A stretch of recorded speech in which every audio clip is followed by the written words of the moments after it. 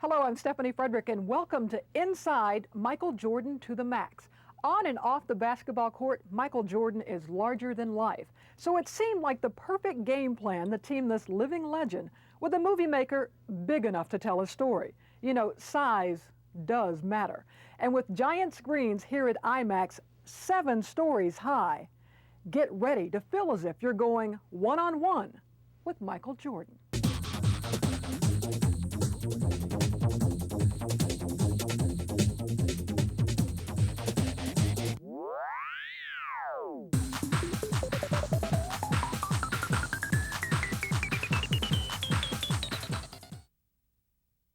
Seconds, 11, 10.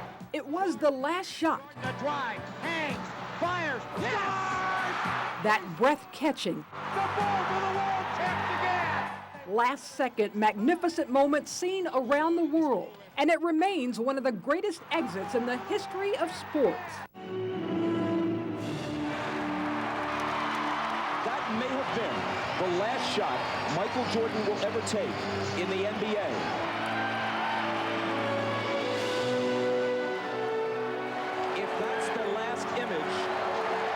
Michael Jordan, how magnificent is it? The man behind that magical moment, the man who led the Chicago Bulls to an unprecedented 6 NBA championships, none other than basketball superstar Michael Jeffrey Jordan. Now, the beauty of it was, I left with no one beating me in a final game, which is, looking back, is the best way to leave a game. And I think everybody, if they had an opportunity to retire in a certain way, that would be the way to retire. But it happened to me unknowingly, and that's how my career has always happened. It's just no one has ever known how things would end or happen. And I think that was a signature of what Michael Jordan was all about to the game of basketball. But what most people don't know, as the curtains were closing on Jordan's NBA career, more than just the TV cameras were rolling.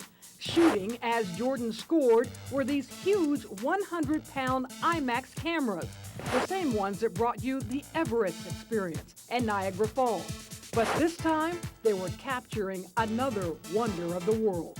From North Carolina, Michael Jordan! For 2 years, Jordan allowed filmmakers from Giant Screen Sports, Jim Stern Productions, and NBA Entertainment to follow his every move, both on and off the court. What they eventually produced, along with the help of an Oscar-winning special effects team, was simply phenomenal.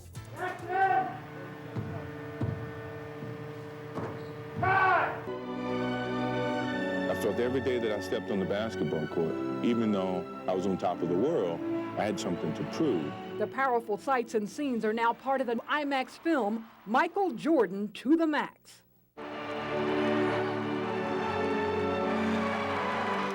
I've seen Michael play hundreds of games at courtside. I've seen him in the playoffs. I've seen him in the NBA Finals, and it's been, thrilling.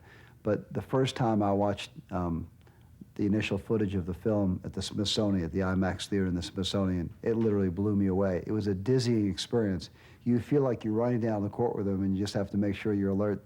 So if he throws you the ball, you don't drop it. If the big screen magnifies what's happened, or at least somehow simulates what happens on the court, people will be astounded at what they see in this type of a film. I think that this project is going to set a standard for basketball and IMAX. Michael Jordan to the Max was the brainchild of longtime Chicago sports fan and businessman Don Kemp. I was sitting in an IMAX theater. I had this vision of Michael Jordan, 8 stories high on the screen, tongue flying out, coming right at me. And it was that moment that everything sort of clicked into place. Everybody has seen Michael Jordan and all his highlights on these 20-inch monitors, or if they were lucky enough to see him live, most people sat in the 300 level nosebleed seats watching him. But here, you're going to see him as if you were sitting in the first row, better yet, as if you are his opponent, going one-on-one with Michael Jordan. One of the reasons why this film is so great is because Phil Jackson was so great to us. I mean, Phil led us into practice. Phil led us into the locker room. Phil gave us the access, not just the keys to the arenas like the NBA did, but Phil gave us the keys to the Bulls. And that made all the difference for this film. What we really tried to pull out is not a biography of Michael Jordan, but a story which allows you to see through to what makes him such a champion. His athletic career is so storybook.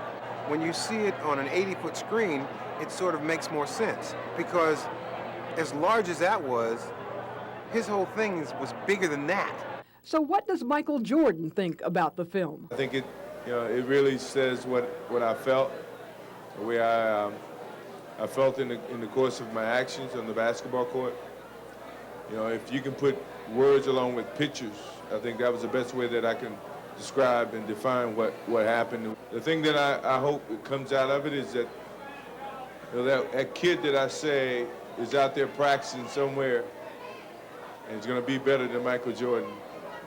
I hope he's working hard, and I hope he elevates the game and have the same type of dedication that I have for the game. My son said it's him, which is good. Michael Jordan's slam dunk seems effortless, but bringing it to the IMAX screen kept even Hollywood's best special effects team on top of their game. Check it out.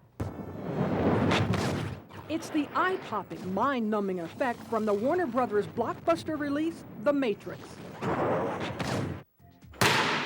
And here's a peek at the eye-popping, mind-blowing panoramic view of Michael Jordan's slam dunk, created by MVFX. It's a big, wide move. It's not the kind of move that you can really normally do with a camera.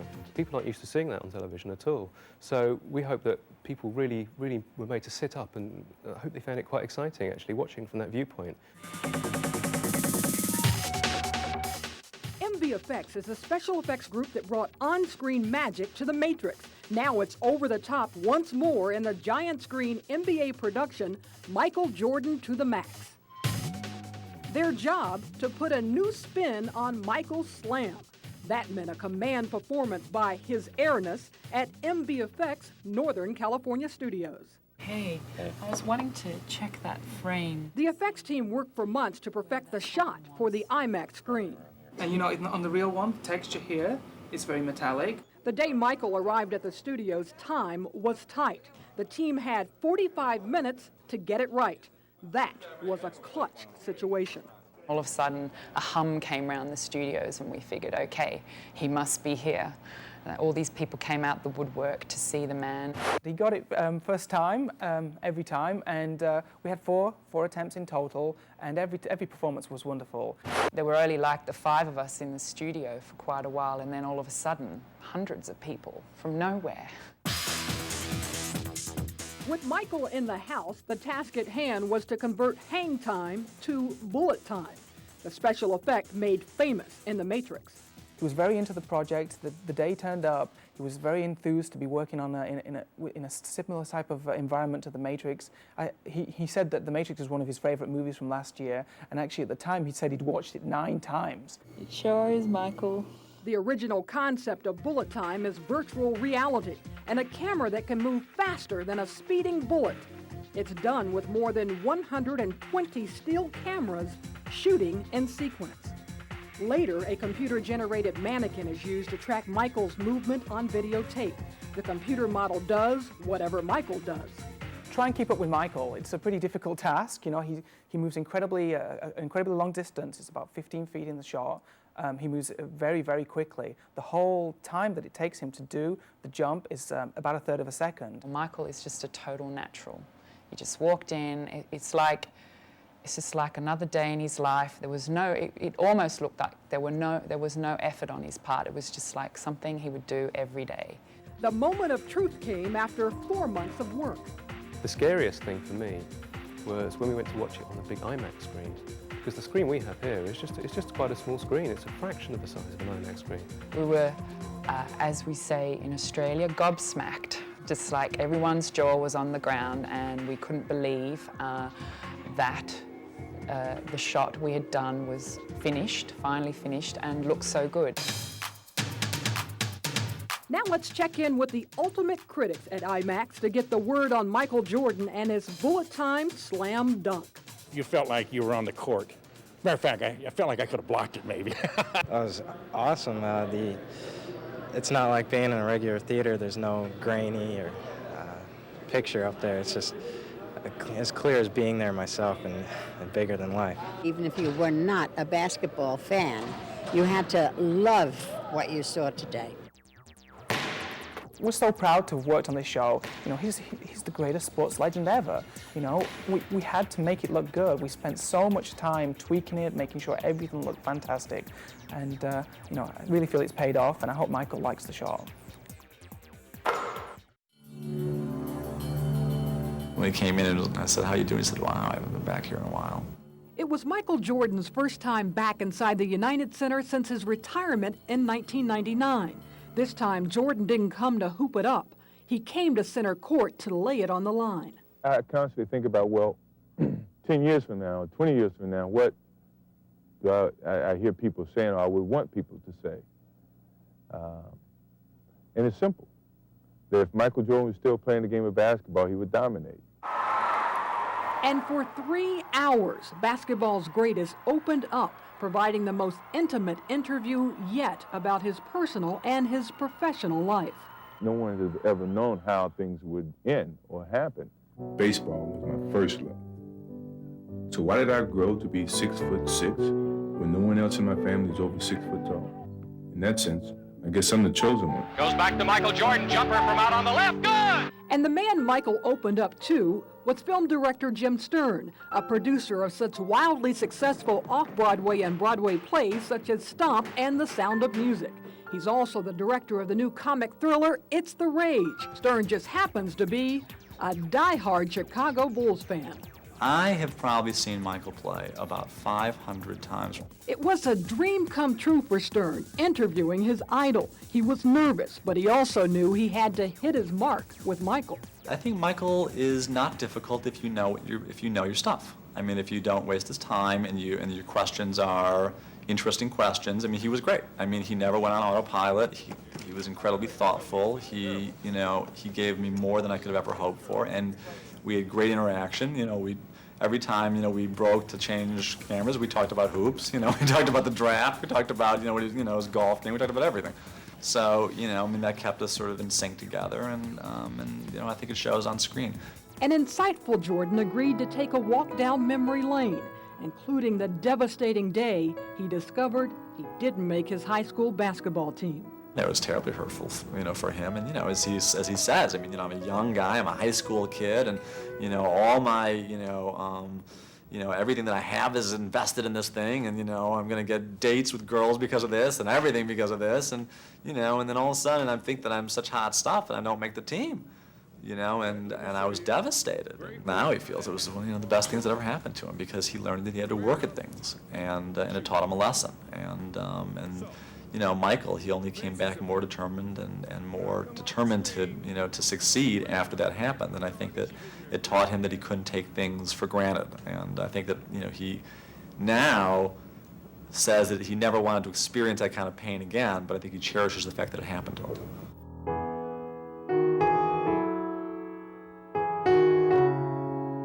Then the conversation turns to Jordan's dad, James Jordan, who was murdered in 1993. For the first time, Michael speaks about how he dealt with the death of his best friend and father. What he said about losing his father, which is essentially, I don't look at having lost my father at 32, I look at that I had him for 32 years, which is what I'm talking about when I say he's the world's most optimistic guy, because who could turn it around like that? And it's the real deal. Every day you encounter negative situations, and some more than others, But the thing that my parents have always taught me is to always take that negative and turn it into a positive. And, I've lived by that. I've missed more than 9,000 shots in my career. I've lost almost 300 games. 26 times I've been trusted to take the game-winning shot and missed. I've failed over and over and over again in my life. And that is why I succeed. A lot of parents are asking me, what advice would you give my kids about sports? And my advice would be, let them just enjoy the game. My boys, if I can influence the way they play the game of basketball, the way they think about the game, I'm happy. But if I can influence the way they are as people, more important, I'm happy. And that's the side of the basketball star that most of us don't know, Michael Jordan as daddy. Even the way he raises his kids. I mean, he's got 3 great, well-adjusted kids who, you know, are basically normal kids. And I think that probably being a good father and a good husband is, he excels at that just like he has excelled at basketball. The moments that you see with my kids, probably the most enjoyable time that I get to share some of my time in my professional career with them, which, as you know, my daughter probably don't remember when I played, which she said last night when she saw the film. She didn't know I played the game of basketball. And you know what? I wasn't offended by that. I was very happy. But that now she gets to see me as a father, and more so than anything.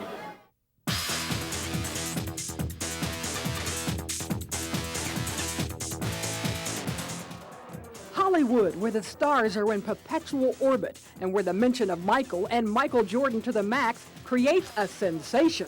He's just so handsome and so sexy. Ooh, I think he's wonderful, one of the best athletes in the world, and I wish him all the success. I love Michael Jordan. He's the man. The mention of Michael Jordan inspires Arista recording artist Monica to sing. I will cross the ocean for you. I will go and bring you the moon. I will be your hero, your strength. Michael Jordan, I love a lot for the simple fact that when I did the Space Jam soundtrack, I got a message that he really loved the record. And that was real encouraging for me, being that I just came in on this record at the last moment. With the movie Space Jam under his belt, Michael is no stranger to making movies. But Jordan to the Max is still a film first. This is the first time an athlete or an individual has ever been featured in an IMAX film. Well, he's such a big man in every respect that they need an IMAX screen to get him.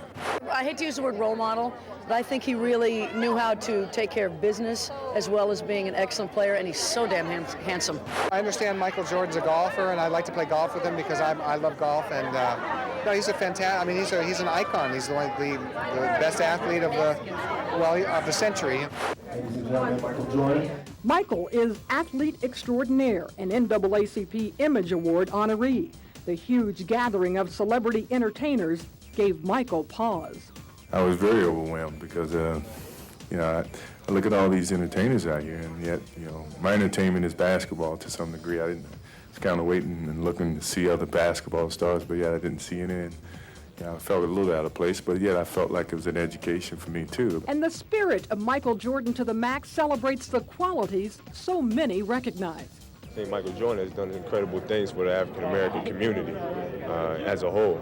You talk about work ethic, you talk about professionalism, and you talk about just outrageous talent. I mean, who doesn't want to be like Mike? And I'm not trying to be funny. Honestly, he has been so influential across the world for so many reasons. I wish I could meet Michael Jordan someday. One of those great things, like some people got to live in the time of Michelangelo, we got to live in the time of Michael Jordan. God didn't cheat us. Well, I love Michael Jordan. I'm not much of a sports fan, but I love Michael. Keep doing what you're doing, Mike. Producers shot thousands upon thousands of feet of film for Michael Jordan to the max, so you can imagine all the great scenes on the cutting room floor, including this amazing outtake from some of Jordan's colleagues and close friends. Can you describe Michael Jordan in just one word? Awesome. Predatory. Awesome. Scary. He's awesome. Super. That might be the word, gosh. Unique. It's just amazing. Негово височанство зрак е потpuno neverovatno. It's unbelievable. Incomparable. Magical. Luminescent. Professional. Transcendent. Indelible. Class. Courageous. Passion. Competitiveness. Elvis. Michael Jordan is gewoonweg ongelooflijk. Se relève la nuit pour voir Michael jouer. Michael Jordan sans pas de ses comparables. Jordan fans all over the world have a favorite Michael moment.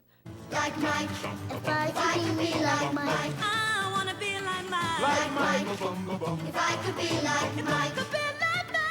So we asked MJ himself what he liked most about the film. Honestly, what my favorite part is when I'm bending down and a little kid bend down next to me, which You never really know you impact what you do, every little mannerism that you do on the basketball court, how the kids kind of pick up on it. That to me was more or less an eye-opening situation that the kids really pay attention to every little thing that I do. It was very cute, and it kind of touched me more so than anything else in the movie.